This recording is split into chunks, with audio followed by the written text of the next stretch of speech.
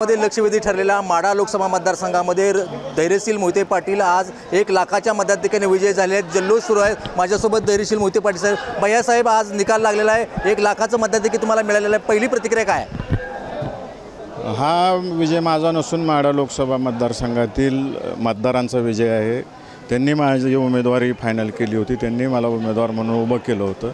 त्याच पद्धतीनं शरद पवार साहेब, विजयसिंह मोहिते पाटील साहेब, उद्धव ठाकरे साहेब आणि राहुल गांधी साहेब यांना मानणाऱ्या सर्व या पक्षांच्या कार्यकर्त्यांच्या मुळं आणि माझ्या कुटुंबातील सर्व सदस्यांच्या नियोजन पद्धतीनं कामामुळं माढा, पंढरपूर, सांगोला, फलटण, मान, खटाव, करमाळा या सर्व तालुक्यातील नेते मंडळींनी काम केल्यामुळं हा माझा विजय आहे। तुमच्या विजयानंतर भाजपची उमेदवारी चुकली असं तुम्हाला वाटते? आता आम्ही सुरुवातीपासूनच सांगत होतो की निष्क्रिय व्यक्ती आहे, यांना उमेदवारी देऊ नका।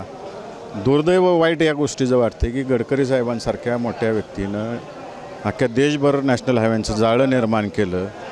अशा जाळं निर्माण केलेल्या व्यक्तीचं नाव 4थ्या यादीत जाहीर होते आणि जे निष्क्रिय असलेली व्यक्ती आहेत ते पहिल्या यादीत जाहीर झालेलं आहे त्या व्यक्तीचं नाव। आणि लादलं की काय होतं याचं मूर्तिमंत उदाहरण म्हणजे माढा आणि सोलापूर लोकसभा। सोलापूर आणि माढ्यामध्ये भाजपचा दारुण पराभव होतो। याला कोण कारणीभूत आहेत? कोणी देवेंद्र फडणवीस याच्या जवळचे लोक आहेत का याला कारणीभूत श्रीकांत भारती आहेत, मानचे आमदार आहेत आणि विद्यमान खासदार आहेत। मतदारसंघातल्या काय भविष्यातल्या तुमच्या योजना असतील किंवा काय व्हिजन असणार?